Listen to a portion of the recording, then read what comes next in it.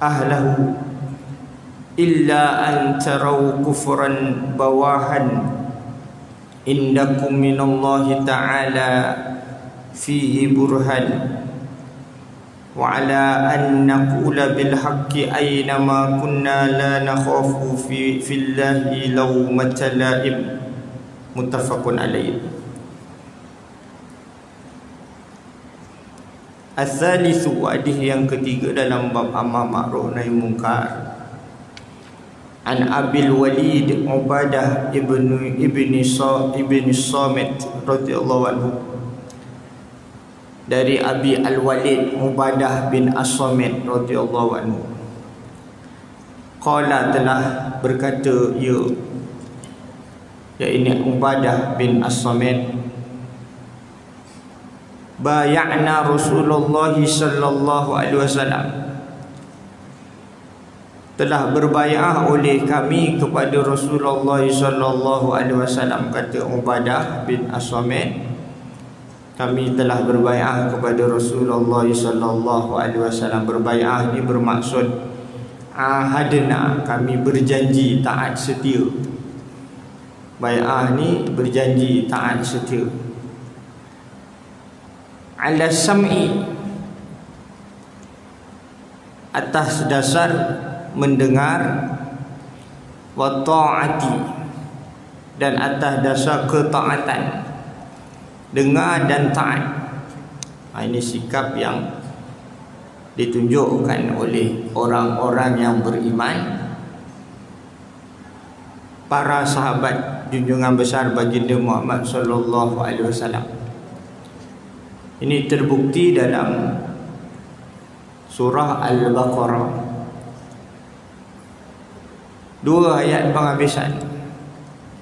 Amanar rasulu bima unzila ilaihi min rabbihi wal mu'minun kullun amana billahi wa malaikatihi wa kutubihi wa rusulihi la nufarriqu baina ahadin min rusulihi wa qalu sami'na wa ata'na ghufranaka rabbana wa ilaikal masir.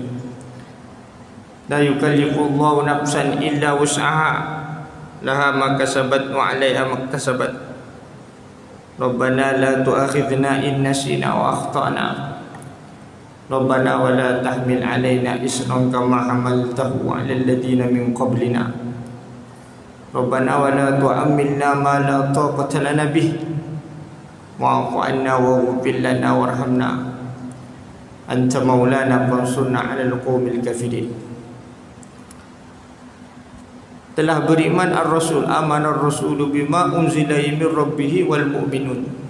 Telah beriman ar-rasul sallallahu alaihi wasallam dengan apa yang diturunkan kepadanya dari Tuhannya, wahyu Allah.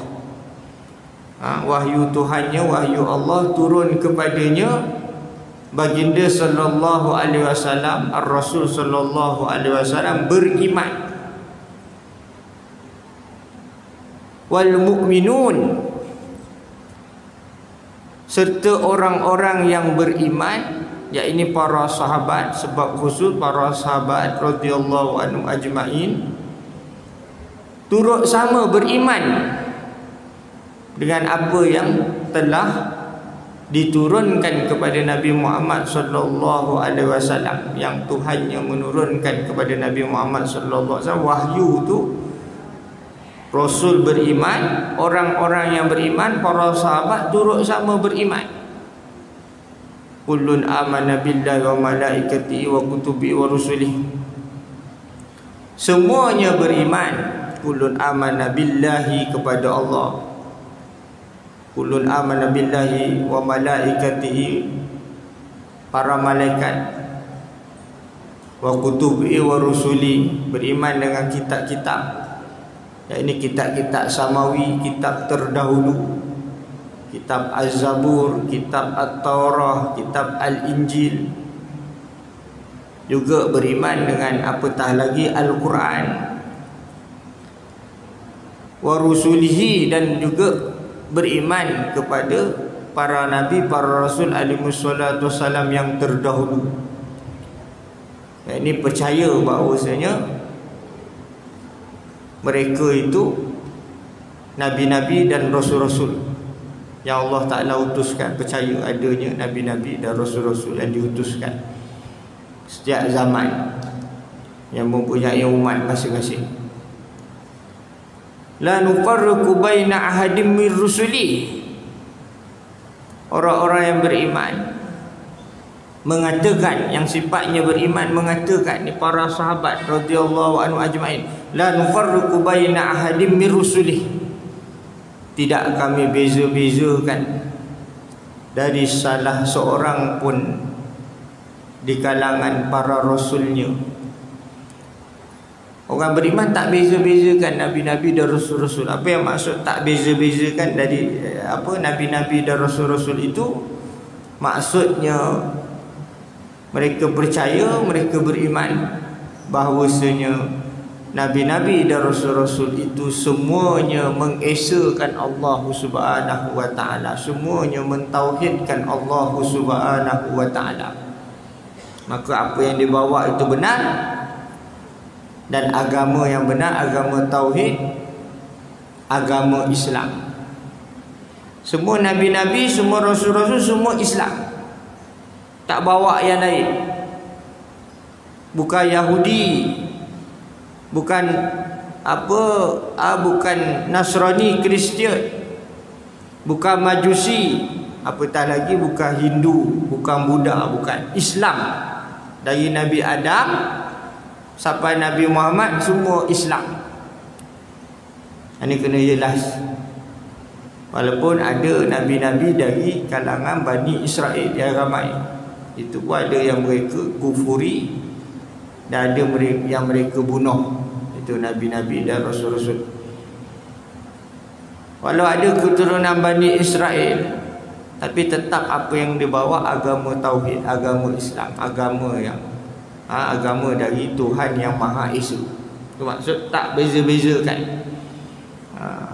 Namun di situ tidak dinafikan dari sudut darjat kedudukan nabi-nabi itu, rasul-rasul itu ada kedudukan masing-masing, ada darjat masing-masing, ada pangkat kedudukannya ada perbezaan di situ. Dari sudut prinsip pendirian, pegangan sama aja, mentauhidkan Allah, mengesakan Allah, sama. Agama Islam sama. Tetapi dari sudut kedudukan nabi-nabi itu berbeza, martabat-martabatnya, martabat kedudukan itu berbeza. Itu tak dinafikan, ada tahap masing-masing. Sebagaimana firman-Nya dalam surah Al-Baqarah, tilkar rusulu faddalna ba'dahum 'ala ba'd minhum man kallamallah wa rafa'a ba'dahum darajat. Demikian itu para rasul, para nabi alaihi wassalatu wassalam, kami lebihkan sebahagian mereka di atas sebahagian yang lain. Maknanya ada tahap masing-masing, kedudukan masing-masing. Minhum man kallamallah, ada di antara mereka yang boleh bercakap dengan Allah Ta'ala. Ini kelebihan. Ada yang boleh bercakap dengan Allah Ta'ala. Macam siapa? Baginda Nabi Musa alaihi salatu wassalam, yang digelar juga Kalimullah, yang boleh bercakap dengan Allah Ta'ala. Peristiwa di Tur Sina, bercakap dengan Allah di Tur Sina. Sebenarnya kelebihan itu ada pada baginda Muhammad sallallahu alaihi wasallam, boleh bercakap dengan Allah Ta'ala. Buktinya apa? Bukti peristiwa Al-Isra' wal Mi'raj. Nabi naik ke Sidratul Muntaha, menerima wahyu solat, perintah solat fardu 5 waktu. Itu salah satu. Bercakap dengan Allah Ta'ala di Sidratul Muntaha, lebih kedudukan itu. Kalau Nabi Musa di Tur Sina, Gunung Tur Sina, Nabi Muhammad di Sidratul Muntaha. Ini kelebihan. Wa min tilkar rusulu faddalna ba'dhum 'ala ba'd min umman kallamallah wa rafa'a ba'dhum darajat. Dan Allah angkat kedudukan sebahagian mereka di atas sebahagian yang lain. Ada kedudukan masing-masing. Allah letakkan. Sama juga kita di kalangan yang kita katakan kita ni bukan Nabi, bukan Rasul, sesama kita pun ada tahap masing-masing. Sudah tentu tahap yang paling tinggi orang yang paling bertakwa. Siapa yang paling bertakwa, itulah yang paling tinggi, itu saja yang paling bertakwa. Apa itu takwa? Kata Sayyidina Ali karamallahu wajhah, takwa itu apa? Al-khawfu minal jalil wal amalu bitanzil wal qana'atu bil qalil wal isti'dadu liyaumir rahil. Itu kata Sayyidina Ali. Takwa itu adalah al-khawfu minal jalil, yang gerun, yang takut dengan kebesaran Allah Azza wa Jalla, takut dengan Allah Ta'ala, takut dengan Allah. Wal amalu bitanzil, beramal dengan apa yang Allah Ta'ala turunkan, wahyunya, Al-Quran. Beramal betul, beramal sungguh. Bukan kira kita kalau kita duduk dalam akhir zaman sekalipun kita tetap beramal, itu tugas kita. Tak ada dolak dalil. Nak buat macam mana ustaz, akhir zaman. Nak buat macam mana ustaz, dah nak kiamat. Nak buat macam mana ustaz, Dajjal nak muncul. Nak buat macam mana ustaz, kita tunggu Imam Mahdi. Macam-macam kita punya dalih kita. Walau kita percaya kebenaran itu, namun tugas kita adalah beramal dengan perintah Allah, menjauhi larangannya, menjauhi maksiat. Wal qana'atu bil qalil, yang ketiga, merasa cukup dengan apa yang sikit. Yang ini bersyukur. Makna apa yang ada kita bersyukur. Ini susah. Bersyukur ni susah. Sebab manusia ni kalau diberi harta sepenuh bumi, dia tak cukup, dia nak lagi satu bumi. Dia tak akan rasa cukup.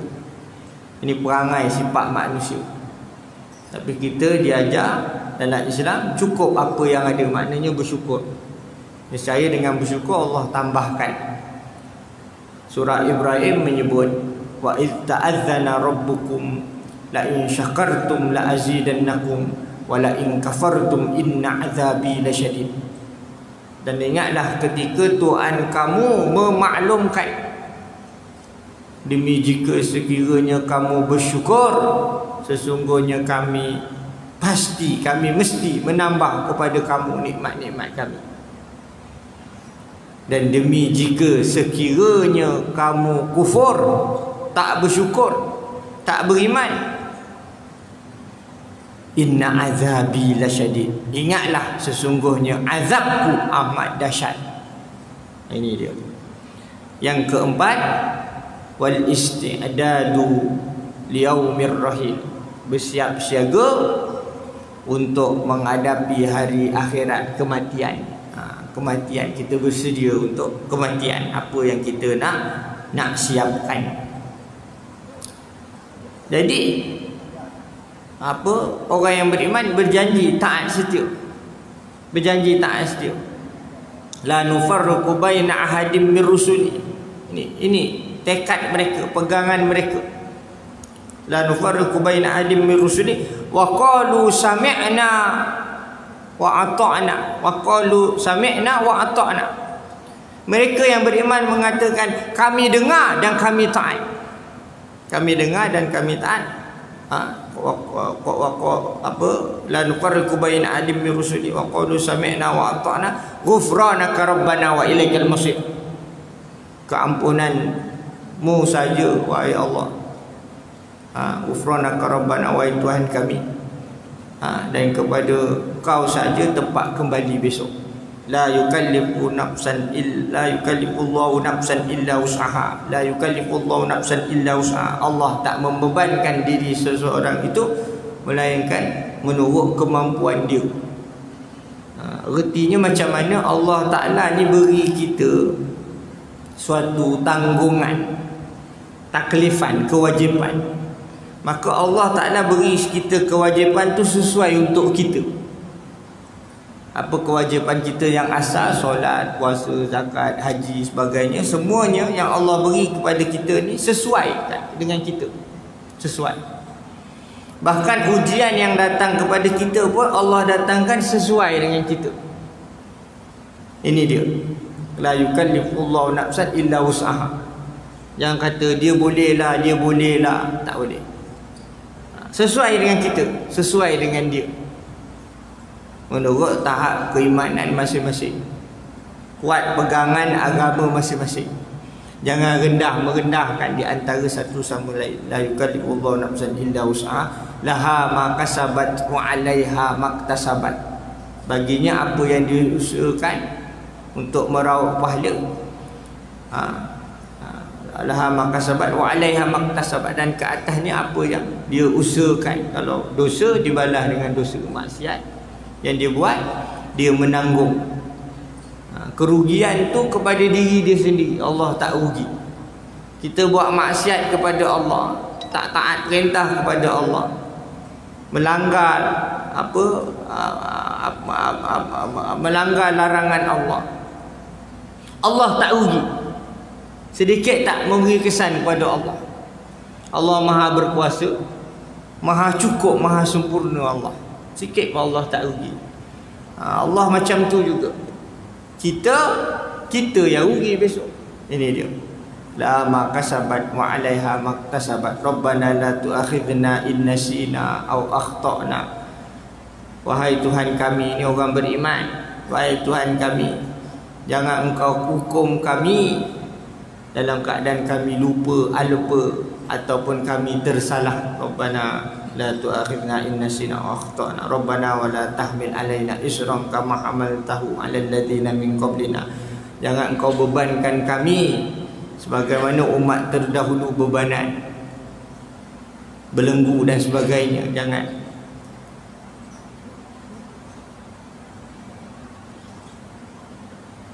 Rabbana wa la tuhammilna ma la taqata lana bih. Jangan Engkau bebankan kami apa yang kami tak mampu. Rabbana wa la tahmil alaina isran kama hamaltahu 'alal ladzina min qablina. Rabbana wa la tuhammilna ma la taqata lana bih wa'fu 'anna waghfir lana warhamna. Maafkan kami, ampunkan kami, rahmatilah kami. Wa'fu 'anna waghfir lana warhamna anta maulana fansurna 'alal qaumil kafirin. Anta maulana, Engkaulah Allah Tuhan yang Maha Pelindung, maka tolonglah kami menghadapi musuh kami, golongan yang kufur ingkar. Itu dia. Maka ini sikap para sahabat yang beriman, ala sam'i wa ta'ah, atas dasar dengar dan taat, fil usri wal yusra, fil usri wal yusri, dalam keadaan susah senang. Susah ke senang ke, tetap dengar, tetap taat. Ini berkait dengan kedudukan kita. Kedudukan kita susah ke senang ke, tetap dengar dan taat. Ujian manusia tak sama. Wal mansyati wal makrah, dalam keadaan lapang maupun payah. Lapang payah, ada kata dalam keadaan rajin dan malas. Time rajin ialah rajin menuntut ilmu, kita rajin. Ni kadang orang dia ada jiwa dia begitu. Rajin nak pergi beribadat, nak solat, rajin nak wirid, rajin nak laksana kebaikan, memang rajin. Ada masa Allah Ta'ala uji kita dengan malas. Dengan malas. Malas tu datang. Maka dengan malas kita lawan malas, pahala lebih besar. Pahala lebih besar. Yang rajin tu memanglah dia memang tengah rajin buat ni macam bolehlah rajin. Ini malas, dia lawan malas, pahala lebih besar. Beruntung orang yang malas. Tapi jangan malas, dia layan malas dia tak jadi apa. Kalau dia lawan malas dia, pahala lebih besar. Dalam keadaan malas, ataupun dalam keadaan rela maupun terpaksa. Tapi dalam perkara mentaati baginda sallallahu alaihi wasallam, tetap kita tunduk patuh. Kalau keadaan rela memang rela, walaupun dalam keadaan terpaksa. Sebab tu Allah sebut dalam surah Ali Imran, firman-Nya, afa ghaira dinillahi yabghun walau aslama man fis samawati wal ardi taw'an wa karha wa ilaihi yurja'un. Allah kata apa? Afa ghaira dinillahi yabghun, maka apakah selain agama Allah yang mereka cari? Selain Islam ke yang mereka cari? Cari selain Islam merugi. Allah sebut dalam surah Ali Imran, wa may yabtaghi ghairal islam madina fala yuqbala minhu wa huwa fil akhirati minal khasirin. Dan barang siapa mencari selain dari agama Islam, yang lain dari Islam, maka selamanya tidak akan diterima. Allah tak terima. Selain Islam Allah tak terima. Dan dia di akhirat kelak tergolong dalam golongan orang-orang yang rugi. Ini dia. Selain Islam Allah tak terima. Yang benar Islam saja. Allah apa ghairu dinillahi yabghun, maka apakah selain agama Islam yang mereka cari? Selain Islamkah yang mereka cari? Jalan petunjuk mereka tak sanggup nak tempuh. Jalan maksiat, dosa, sanggup mereka. Jalan kelalaian, sanggup mereka. Jalan ketaatan, tak sanggup. Kadang jalan maksiat sanggup berhabis duit, bersusah payah sanggup.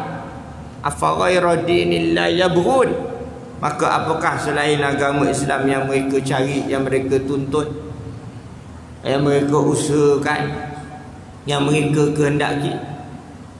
Afa ghaira dinillahi yabghun walahu aslama, dan padahal baginya serah diri, tunduk patuh. Islam, aslama, Islam, serah diri, tunduk patuh. Islam maksud serah diri, tunduk patuh, taat. Man fis samawati wal ard, makhluk yang ada di langit dan di bumi, semuanya tunduk patuh. Semuanya tunduk patuh. Makhluk di langit dan di bumi. Kita melihat bagaimana berlaku peredaran planet-planet melalui landasan masing-masing. Hari ini saintis baru jumpa. Quran beritahu lama dah beritahu dah. Planet-planet itu, bintang-bintang berada di peredaran masing-masing, berada di landasan masing-masing, bergerak mengikut ketetapan yang Allah Ta'ala tetapkan, mengikut perintah Allah. Berlaku silih berganti malam dan siang, berubah malam, terbit matahari jadi siang. Semua menurut perintah Allah berlaku peredaran itu. Berlaku air pasang surut, bila masa pasang, bila masa surut. Semua tunduk patuh perintah Allah, semuanya. Bagaimana manusia, khalifah di muka bumi, makhluk yang diberi taklifan, kewajipan, tak tunduk patuh perintah Allah? Semua tunduk patuh perintah Allah. Jangan kata para malaikat, semua makhluk di langit dan di bumi bertasbih memuji Allah. Makhluk memuji Allah, bertasbih. Cuma kita tak dengar tasbih pujiannya. Taw'an wa karha, dalam keadaan rela maupun terpaksa. Langit bumi rela terpaksa. Selain kita rela terpaksa, tetap laksana. Wa ilaihi yurja'un, dan hanya kepada Allah mereka dikembalikan kelak. Maka perlu penting kita dalam keadaan macam mana pun rajin malas. Allah berfirman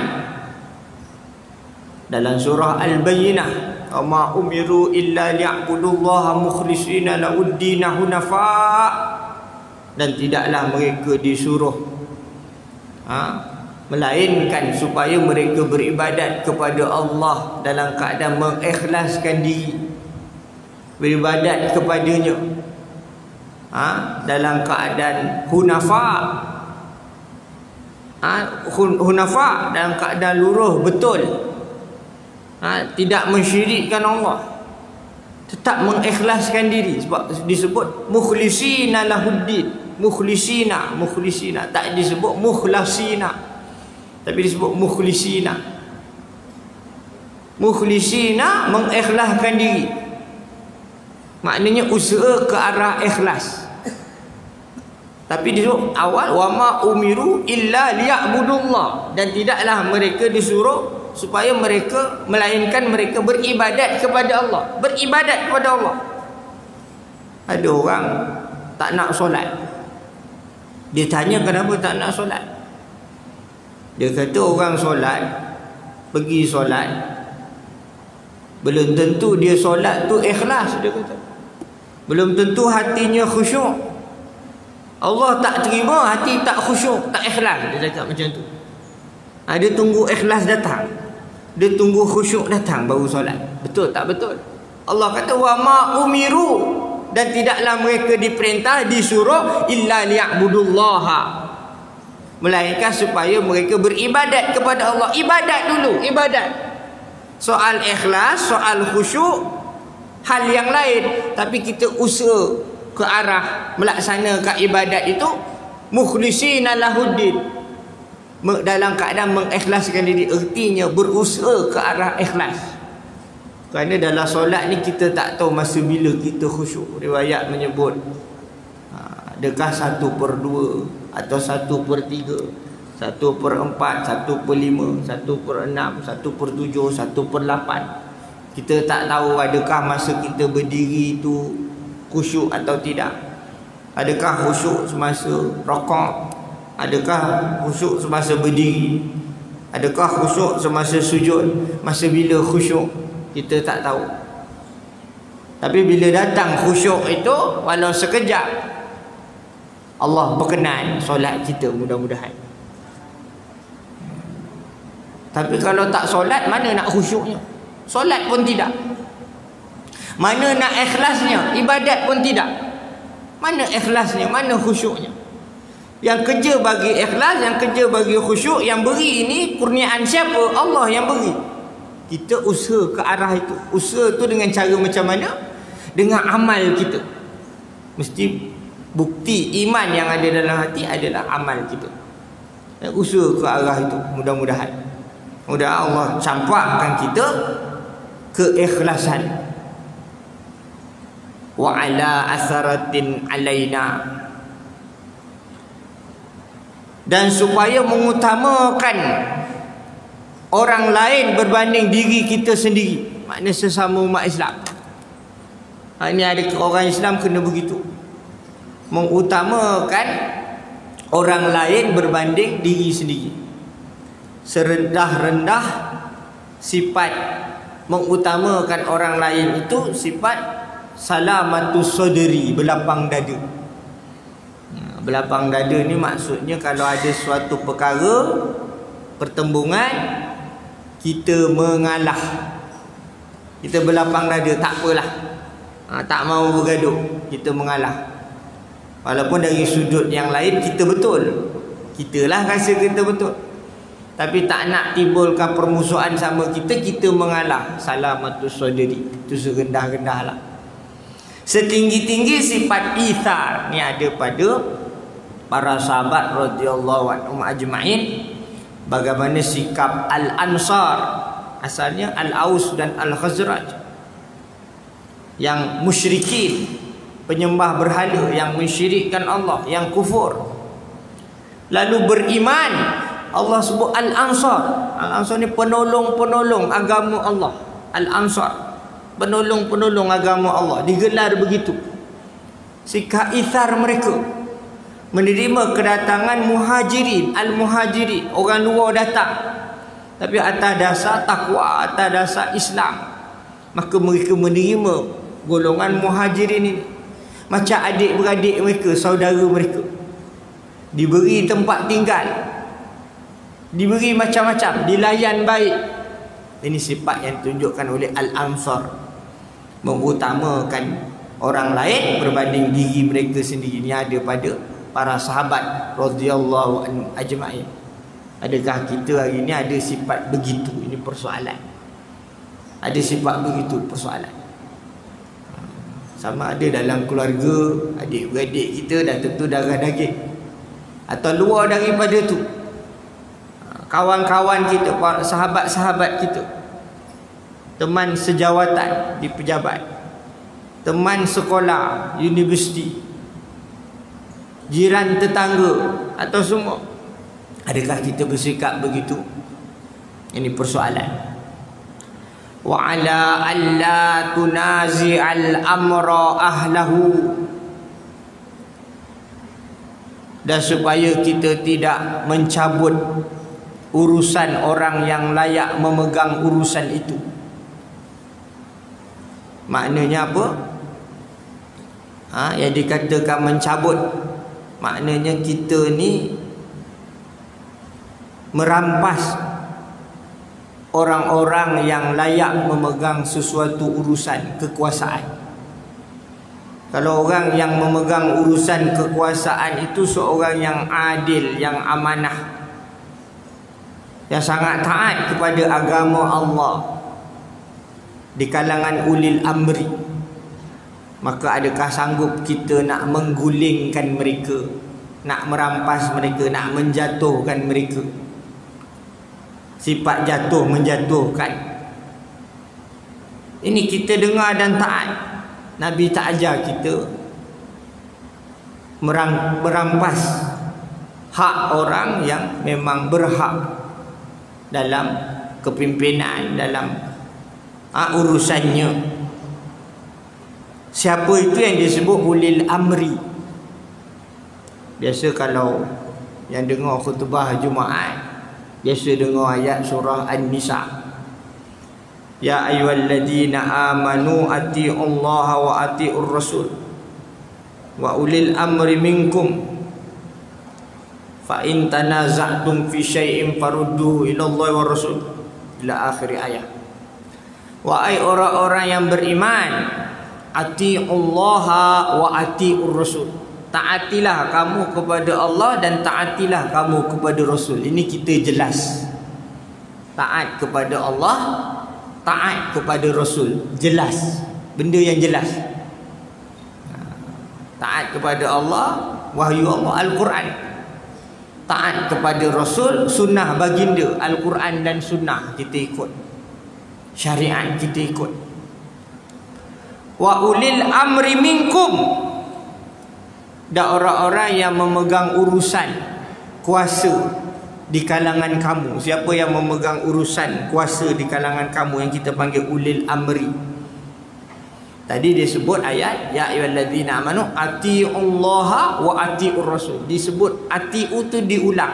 Atiiullaha ada atiu, wa atiiur rasul ada atiu juga. Maknanya ketaatan kepada Allah dan Rasul, ketaatan yang mutlak.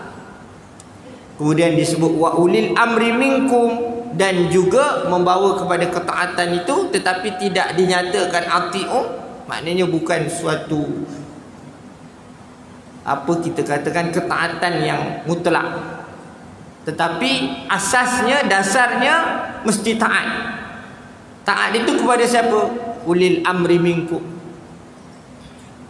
Tapi kalau mereka ni bermaksiat, maka pada masa itu tidak ada ketaatan lah.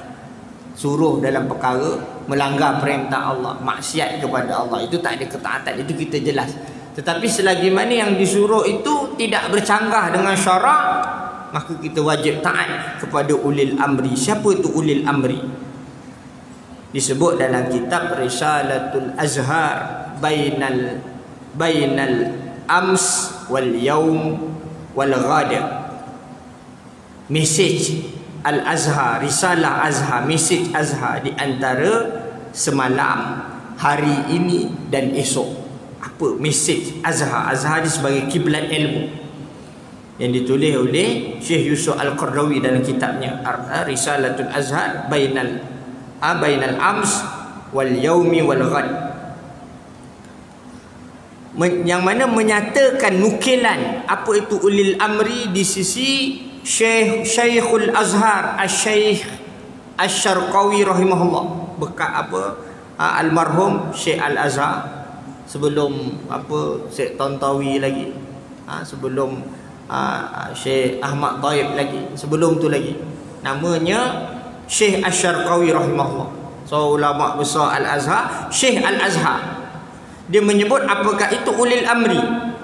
Beliau menyebut ulil amri itu humul ulama'u wa hamlatus syari'ati wa sultanun adil. Ulil amri itu siapa? Mereka itu adalah para alim ulama, pewaris para nabi, para rasul alaihi wassalatu wassalam. Itu pertama, ulil amri ni siapa? Ulama, pewaris para nabi, para rasul alaihi wassalatu wassalam, yang disebut dalam riwayat Abu Daud dan At-Tirmidzi. Nabi mengatakan al-ulama wa innal ulama warasatul anbiya, dan sesungguhnya al-ulama itu pewaris para nabi, para rasul alaihi wassalatu wassalam. Wa innal anbiya lam yurithu dinaron wala dirhaman, dan para nabi, para rasul alaihi wassalatu wassalam itu tidak mewariskan harta dinar, harta dirham, atau apa saja harta yang dipanggil dengan duit hari ini, wang ringgit, juta, bilion, milion, berapa pun harta yang mewah, kenderaan mewah, rumah besar, apa aset, tanah, sebagainya. Para nabi, para rasul alaihi wasallam tidak mewariskan itu semua. Wa innal ilmu wa innama warasul ilm, hanya para nabi, para rasul alaihi wasallam mewariskan ilmu pengetahuan melalui para alim ulamanya. Faman akhazahu akhaza bihadzin wafir, maka barang siapa mengambil secebis dari ilmu para ulama itu, maka sesungguhnya mengambil jumlah yang sangat banyak, lebih daripada harta dinar, dirham, kereta mewah, rumah besar, segala-galanya harta di dunia ini yang banyak tak lawan dengan kita mengambil ilmu daripada para alim ulama yang merupakan pewaris para nabi, para rasul alaihi wassalatu wassalam. Itu satu. Kalau kita katakan ulama ini timbul isu hari ini, terpaksa sebut kerana timbul isu ini. Isu bila mana masyarakat kita ialah menjadi fitnah hari ini dalam mereka beramal. Beramal, tapi hari ini dia nak buat amal ibadat, tapi ada isu-isu yang kadang-kadang menyebabkan datang kekeliruan. Orang jadikan isu ini. Apa isunya? Hari ini isu bila beramal, nak beramal itu mestilah dengan dalil. Nak beramal mesti dengan apa? Dengan dalil. Ini yang diisukan hari ini. Ini kita kena jelas. Kita kena jelas. Kalau kita belajar kitab ilmu usulul fiqh, di mana sumber umat Islam, saya sebut sumber umat Islam yang disepakati oleh ulama itu, yang disepakati ada 4. Pertama Al-Quran, kedua sunnah hadis Nabi, ketiga ijma', keempat qiyas. Ini yang disepakati. Yang tidak disepakati yang biasa yang disebutlah masalih mursalah, al-istihsan, lain-lain itu, qaul sahabi, lain-lain itu. Tapi 4 ni yang disepakati menjadi masadir sumber umat Islam. Yang pertama Al-Quran. Yang kedua hadis Nabi. Quran dengan hadis ni yang kita panggil dengan namanya dalil. Yang kita sebut hari ni dalil. Quran hadis ni dalil. Memang itulah, kita ni mesti tak keluar dari itu, dari Quran, dari hadis. Itu yang kita pegang. Kata Nabi, gigit dengan gigi geraham kamu. Memang kita pegang itu, Quran, hadis. Kita tak nafi. Dan Quran itu di situ dijelaskan ada dua jenis ayat. Satu ayat mutasyabihat, satu lagi yang kedua ayat muhkamat. Ayat mutasyabihat adalah berkait dengan ayat-ayat yang samar. Yang samar kadang-kadang berkait dengan zat dan sifat Allah Ta'ala. Ada berlaku begitu. Jadi dia samar, mutasyabihat. Dan maka di situ ada dua golongan. Pertama, golongan ahlut tafwid, orang yang berserah, menyerahkan terus kepada Allah Subhanahu Wa Ta'ala. Yang kedua, golongan ahlut ta'wil, orang ulama yang mentakwilkan. Golongan salafun salih terdahulu, mereka golongan ahlut tafwid, iaitu golongan yang menyerahkan sepenuhnya kepada Allah Subhanahu Wa Ta'ala. Walaupun terdapat sebahagian golongan salafun salih terdahulu, golongan 300 tahun selepas hijrah, ada di kalangan mereka yang mentakwilkan, tapi sebilangan yang kecil. Ada sahabat Ibnu Abbas, Ibnu Mas'ud, ni antara yang mentakwilkan ayat-ayat Quran. Tapi rata-ratanya mereka semua menyerahkan terus kepada Allah Ta'ala. Maknanya bila datang ayat-ayat berkait dengan mutasyabihat, mereka dah tak sembang dah, tak bincang dah, mereka sedia maklum. Tetapi bila berlaku apa itu, Islam tersebar, ialah 2/3 dunia tersebar merata, golongan ajnabi yang bukan Arab sebagainya tersebar ilmu Islam ini, Quran ini, maka masuk pula pengaruh-pengaruh Yunan, Greek sebagainya, ahli falsafah yang bukan Islam lah, ahli falsafah bukan, ada ahli falsafah Islam macam Imam Abu Hasan Al-Asy'ari, macam Imam Al-Maturidi, macam Imam Al-Ghazali. Maka berlaku di situ ulama-ulama yang melihat masyarakat awam yang terdedah dengan kebahayaan bila mereka terperangkap dengan golongan ahli mujassimah. Ahli mujassimah yang menyamakan Allah dengan makhluk.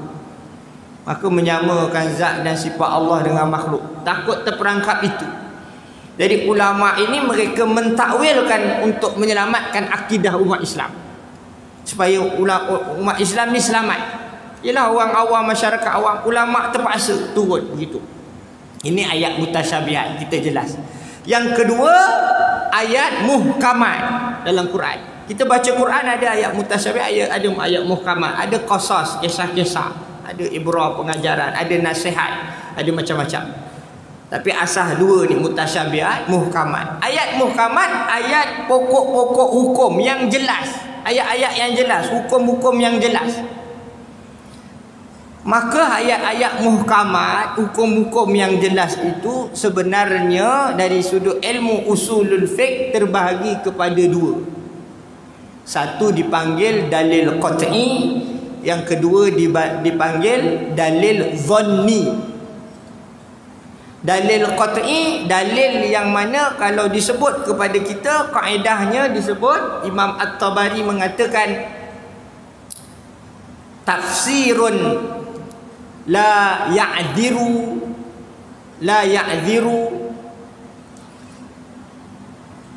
ahadun bijahalatih. Tafsirnya yang jahil itu, orang yang jahil itu, seseorang yang walaupun jahil, dia tiada diuzurkan untuk tidak mengetahuinya. Di dalam perkara al-ma'lum minad din bid-darurah, artinya perkara yang memang maklum, orang jahil itu tidak diuzurkan untuk tidak faham. Mana orang jahil itu wajib juga faham, walau dia jahil tapi dia wajib juga faham, dia wajib tahu. Tak tahu berdosa. Walau jahil ni kalau dia tak tahu, dimaafkan, dia jahil. Tapi ada perkara yang dia wajib tahu, kalau dia tak tahu dia berdosa.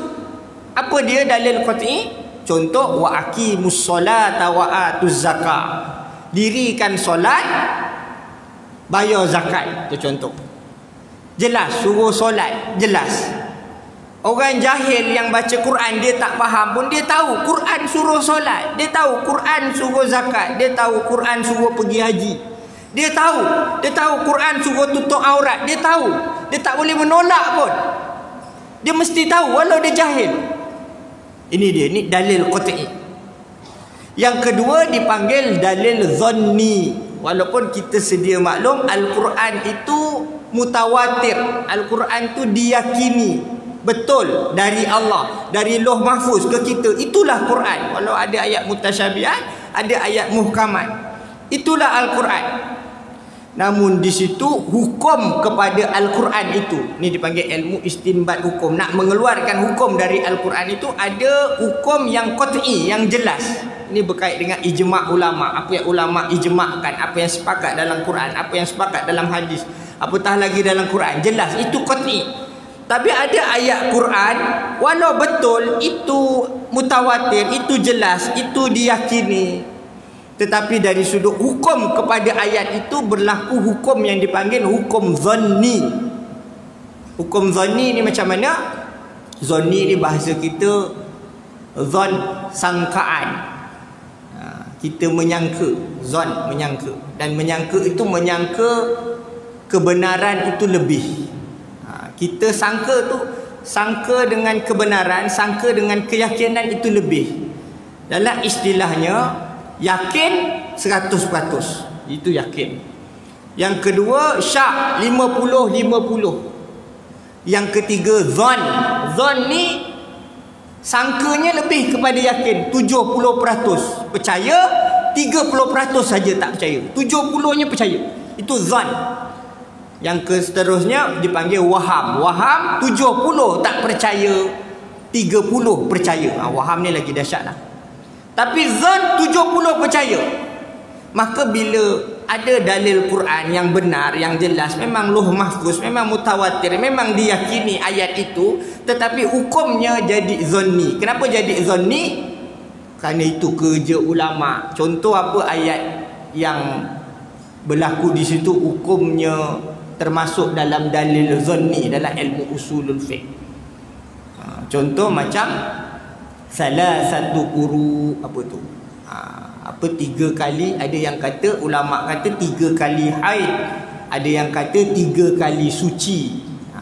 3 kali haid, 3 kali suci. Quru ni masanya bila? Ada kata haid, ada kata suci. Itu satu. Yang kedua ada dalam surah, tak salah saya dalam surah An-Nisa dan surah Al-Maidah. Au lamastumun nisa. Au lamastumun nisa.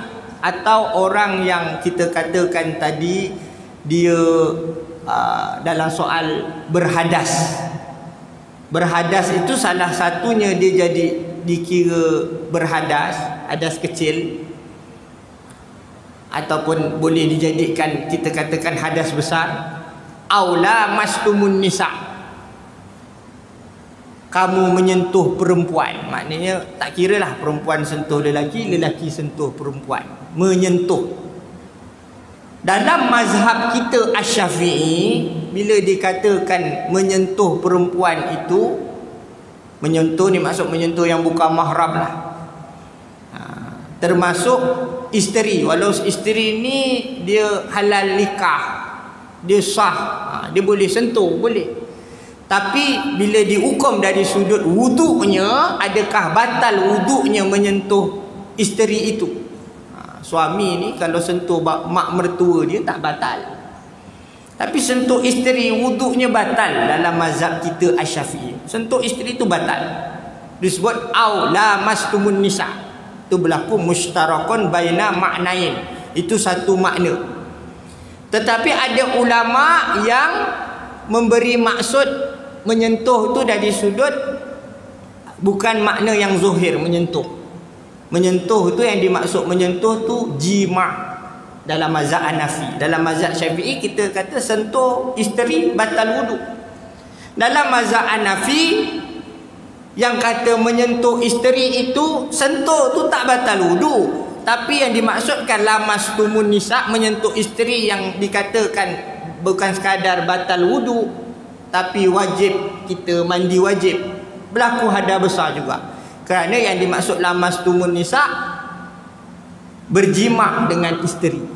Berlaku duhul, jima dengan isteri, barulah dikira batal wudu kita. Bukan sekadar batal wudu, berhadas besar. Itu ada dua beza.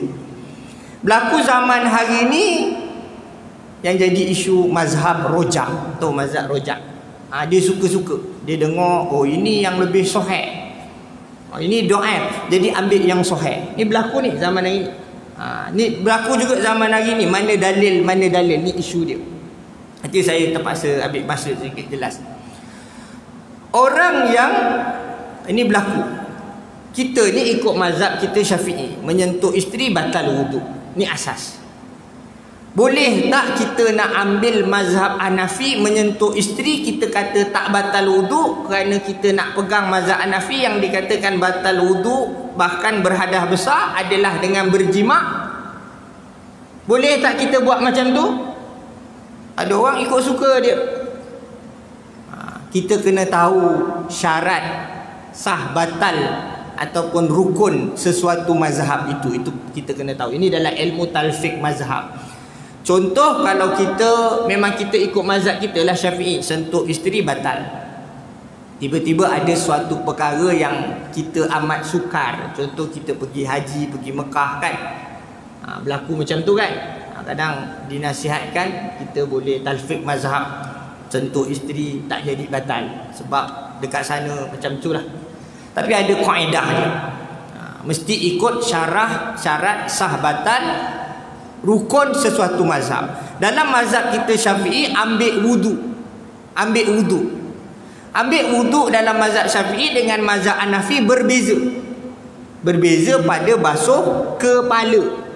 Dalam mazhab kita Syafi'i, kita nak basuh kepala, sapu kepala, cukup satu jari air je, satu jari kita celik gitu dah. Dalam mazhab kita Syafi'i, kalau air sikit kan celik ajalah. Kalau air banyak sikit bolehlah satu genggam. Kita celit je sah. Tapi kalau rambut kita ujung, rambut kita panjang, kita celit yang belakang ni tak boleh lah. Dia mesti dalam lingkungan kepala kan. Ni kena jelas. Maknanya jangan ambil yang ujung rambut kalau rambut panjang. Ambil yang ni, kita celit. Sah wuduk kita dalam mazhab Syafi'i. Tetapi dalam mazhab Hanafi, syarat sah wudu itu basuh kepala mesti 1/4 kepala. Yang afdolnya 1 kepala penuh. Kena jelas. 1/4 kepala. Celik tak jadi. Mesti 1/4. Yang lebih baiknya basuh 1 kepala. Waktu kita tengok orang Arab dia basuh 1 kepala. Maka kalau kita dah basuh 1 kepala, maknanya kita boleh tak talfiq mazhab Hanafi itu tadi? Boleh, sebab kita guna wuduk mazhab Hanafi. Tapi kalau kita wuduk mazhab Syafi'i, tiba-tiba batal wuduk mazhab Hanafi, apa cerita itu? Ini kena betul ni. Tak boleh jadi mazhab rojak. Ni kena jelas. Kita secara asas kita ikut mazhab Syafi'i. Tapi dalam keadaan tertentu, nasihat ulama kita dalam kelompok ramai buat haji ke buat umrah ke contohlah, dalam keadaan-keadaan tertentu. Tapi kaedah kena tahu. Sebab sah batal sesuatu sama ada hadas kecil, ada wudu, tak sama mazhab Syafi'i, mazhab Hanafi. Mazhab Maliki lagilah, yang dikatakan sentuh batal, sentuh dengan syahwat. Sentuh tak syahwat tak batal, sentuh dengan syahwat batal. Ini walau berbeza mazhab itu, tapi bila berlaku dipanggil dengan dalil zonni. Itu kerja siapa? Kerja ulama lah. Ini kita kena jelas. Tu ulil amri, salah satunya yang dipanggil dengan ulama. Dan kita kena tahu juga apatah lagi dari sudut hadis-hadis Nabi. Hadis-hadis Nabi ni, kalau ulama hadis mereka mengatakan hadis ini tidak sahih, adakah yang dimaksud bila kata hadis tak sahih, hadis ini hadis palsu? Jawabnya, tidak mesti hadis itu hadis palsu. Bila ulama cakap hadis tak sahih, boleh jadi dia hadis hasan, boleh jadi hadis dhaif. Ini kita kena jelas. Sebab martabat Jangan kita faham bahasa kita sahih tu bahasa Melayu kita. Yang dimaksud sahih, hasan, dhaif dari sudut martabat kedudukan hadis. Kedudukan itu juga sebenarnya dari sudut periwayatan. Riwayat tu yang menyebabkan kedudukan hadis tu dia sahih. Kerana kalau yang menyampaikannya tu thiqah, diyakini, adil sebagainya, maka hadis tu sahih lah. Tapi yang sampaikan tu tak thiqah. Macam mana tak thiqah Kita tengok macam tak percayalah dia ni. Contoh buat kerja kat kebun. Dia ni ahli hadis. Tengah tanam pokok apa, orang datang minta hadis. Dia pun baca hadis. Dia baca hadis, dia tak tutup kepala dia. Dia tak siqah lah keadaan dia tu. Maka boleh jadi hadis tu jatuh dhaif. Ini kena jelas. Maknanya disebabkan periwayatan tu kedudukan. Bahkan kita kena faham ilmu Islam yang kita ikut ni fuqaha. Fuqaha ni orang yang mengeluarkan hukum. Kadang-kadang dalam ilmu hadis, ulama-ulama hadis ni ibarat farmasi. Orang yang jaga ubat, jual ubat. Fuqaha doktor dia, doktor fiqh. Kalau ulama tauhid, doktor dia, doktor pakar tauhid. Kalau ulama tasawuf, doktor dia tasawuf. Ni kita kena jelas. Yang kita kena ikut ulama yang kalau tauhid, ikut ulama tauhid. Kalau fiqh, ikut ulama fiqh. Mazhab kita Syafi'i secara asal. Kalau tasawuf, ikut ulama tasawuf. Itu saja. Jangan ikut ni sahih ke dhaif. Sebab dari sudut hukum Islam 5. Wajib, sunat, harus, makruh, haram. Tambah sah batal. Itu. Tak ada isu berkait ini sunnah ke ini bid'ah. Tidak. Ini kita kena jelas. Yang kita ikut tu fuqaha, yang kita ikut ahli tauhid, yang kita ikut ahli tasawuf. Mesti kita kena ikut yang dipanggil al-ulama. Kita kata, ustaz, kalau Nabi dengan ulama, mestilah kita ikut Nabi. Kena jelas juga siapa yang lebih kenal lebih kenal Nabi itu kalau bukan ulama. Siapa yang lebih kenal Nabi itu kalau bukan ulama. Ini kita kena jelas. Dan di situ juga ada hukum usul, hukum pokok dalam agama. Hukum usul ni jelaslah. Lebih-lebih lagi dalam perkara yang ulama ijma'kan dalam Quran, dalam hadis. Wajib puasa, wajib solat, wajib haji. Ni kita jelas. Kewajipan yang hukum pokok agama, wajib tutup aurat. Ni hukum pokok dalam agama. Ini kita jelas. Yang jelas itu sudah tentu keterdapatan dalil-dalil yang jelas. Dalil yang jelas sama ada dalil qat'i ataupun dalil dhanni yang ulama sudah selesai. Macam selesai tadi dalam perkara menyentuh tadi, salah satu quru' itu dah selesai. Walaupun dalil dhanni dia benda dah selesai, dah ada. Cuma kaedah cara kita nak laksana itu. Ada di situ juga hukum furu', hukum cabang. Ada hukum cabang agama. Maka hukum cabang agama ini sudah tentu banyak perkara yang berkait dengan ulama yang mengistibat hukum itu dari sudut cara mengkiaskan suatu amalan itu dilaksanakan kias kemana? Kerana fiqh ni amali kita, praktikal kita.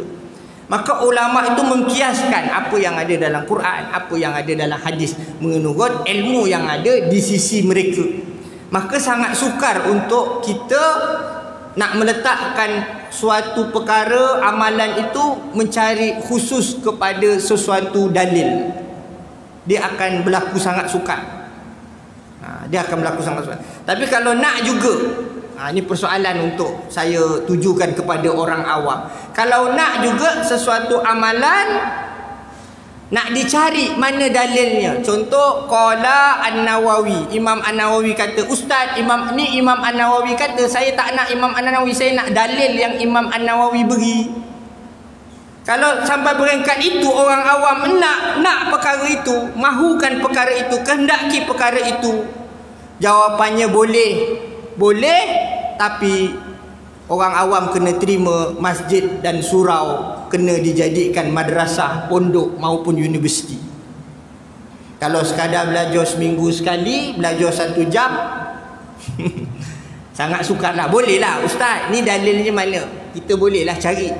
Tapi pelajaran masa tu, memakan masa lah.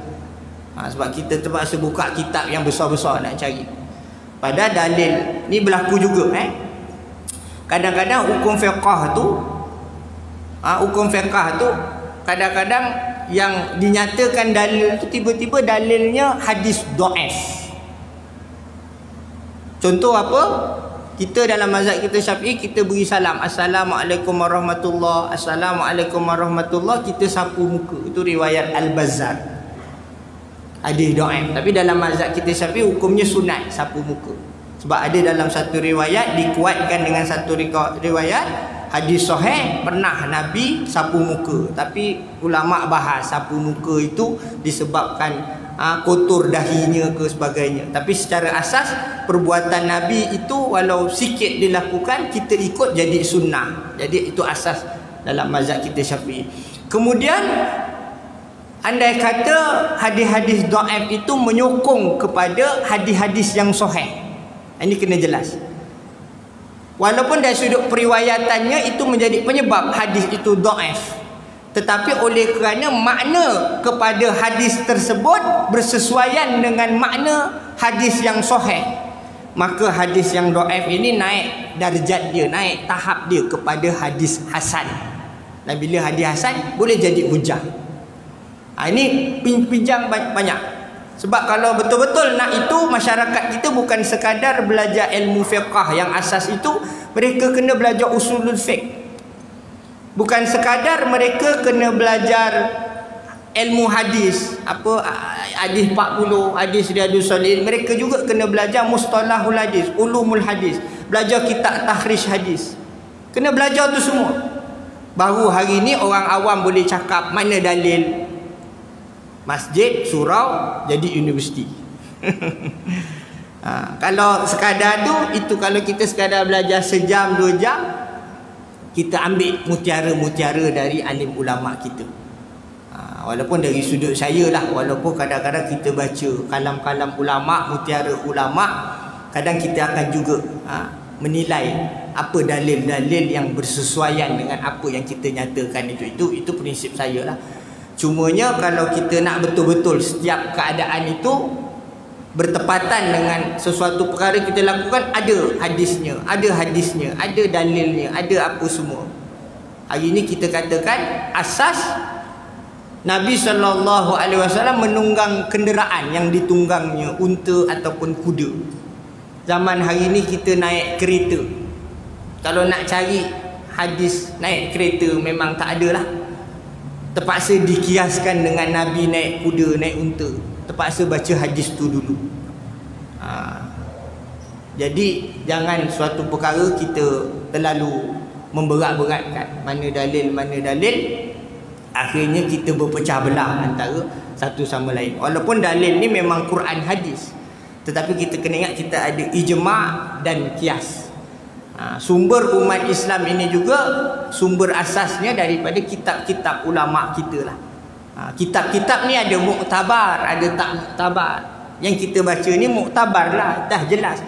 Kitab hadis Riyadhus Shalihin, Syarah Nuzhatul Muttaqin, dah jelas lah apa yang disebutkan. Illa antarau kufran bawaan indakum minallahi ta'ala fi burhan, melainkan kamu melihat dengan jelas kekufuran yang terang-terang di sisi kamu, yang ada dalil bukti dari Allah Ta'ala, jelas kekufuran ulil amri itu, maka ditolak. Tadi saya sebut Asy-Syarqawi kata humul ulama, saya tambah tadi terlupa. Yang kedua, wahamlatus syariah, orang yang pendukung kepada syariat. Pendukung kepada syariat ni macam hakim, peguam-peguam syar'i di zaman inilah, yang pembela kumpulan-kumpulan Islam yang tegakkan syariat Islam, ini termasuk wahamlatus syariah. Yang ketiga, wasultanun adil, pemimpin yang adil yang mengikut ajaran Islam. Ini maksud ketiga-tiga, ulama, pendukung syariat, dan pemimpin yang adil mengikut Islam. Maka ketiga-tiga ini yang dipanggil ulil amri. Maka bila jelas mereka itu ulil amri ini kufur, kata Imam An-Nawawi mengatakan yang dimaksud kufur ini ahli maksiat. Adapun kata Imam Al-Qurtubi memang kufur yang jelas. Maka sama sekali wa'ala an naqula bil haqqi aina ma kunna, dan ke atas bai'ah janji setia, ikatan janji setia, bahawa kita mengatakan kebenaran di mana sahaja kita berada. Ini hakikat. Sebagaimana Allah sebut, syahidallahu annahu la ilaha illahu wal malaikatu wa ulul ilmi qa'iman bil qisti la ilaha illa huwal azizul hakim, dalam surah Ali Imran. Allah bersaksi dengan namanya, mentauhidkan dirinya tiada Tuhan melainkan Dia, Tuhan yang Maha Esa. Para malaikat turut sama bersaksi, dan ahli ilmu, ulama yang menegakkan kebenaran, yang ini mentauhidkan Allah, mengesakan Allah. La ilaha illa wal azizul hakim, tiada Tuhan yang disembah melainkan Dia, Tuhan yang Maha Perkasa lagi Maha Bijaksana. La nakhafu fillahi laumata laim, dan kita tidak takut, kita tidak takut kerana Allah Ta'ala tidak takut kita. Laumata laim, celaan orang yang mencela. Maknanya dalam erti perkara kita menegakkan kebenaran ini, sudah tentu ada musuh-musuh, ada yang membenci dan sebagainya. Maka pergi penting daripada hadis yang dinyatakan kepada kita ini menjadi suatu kekuatan kepada kita umat Islam, sebagaimana contoh para sahabat radhiyallahu anhum ajmain yang mereka berdiri teguh, sami'na wa ata'na, sami'na wa ata'na, ketika susah payah, terpaksa, rajin, malas, apa saja mestilah ada pada kita semua. Jadi cukup setakat itu. Aku liquli hadza wa astaghfirullah li wa lakum. Sama-sama kita berdoa. Auzubillahi samil alim minasyaitonir rajim min hamzi wa nafthihi wa nafthihi. Bismillahirrahmanirrahim. Alhamdulillahi rabbil alamin, wassalatu wassalamu ala asyrafil anbiya'i mursalin wa ala alihi wa sahbihi ajmain. Allahumma innaka ta'lamu anna hadhil quluba qad ijtamat ala mahabbatik wal taqad ala ta'atik wa tawahadat ala da'watik wa ta'ahadat ala nasrati syari'atika, fawaththikillahumma rabitataha fawaththikillahumma rabitataha fawaththikillahumma rabitataha wa adimuddaha wahdiha subulaha wa mla'aha binurikal ladzi la yakhbu washrah suduraha bi faydil imani bik wa jamilit tawakkuli alayka wa ahya bi ma'rifatik wa min al-syahadati fi sabilika innaka ni'mal maula wa ni'man nasir. Allahumma amin, Allahumma amin, Allahumma amin. Allahumma ahyina bihayatil ulama'il amilin wa amitna bimautis syuhada wa hsyurna bi zamratil awliya wa adkhilnal jannata ma'an nabiyyin was-siddiqin wasyuhada'i was-shalihin wa sunna ulaika rafiqa ya arhamar rahimin. Allahumma walli umurana khiyarana wa la tuwalli umurana shirarana. Allahumma walli umurana khiyarana wa la tuwalli umurana shirarana. Allahumma walli umurana khiyarana wa la tuwalli umurana shirarana. Rabbana la tuzigh qulubana ba'da idh hadaitana wa hab lana min ladunka rahmah innaka antal wahhab. Rabbana atina fid dunya hasanah wa fil akhirati hasanah wa qina adzabannar. Wa sallallahu ala sayyidina Muhammad wa ala alihi wa sahbihi wasallam. Subhanaka rabbil izzati amma yasifun wa salamun alal mursalin walhamdulillahi rabbil alamin. Sekian, wabillahi taufik wal hidayah. Assalamualaikum warahmatullahi wabarakatuh.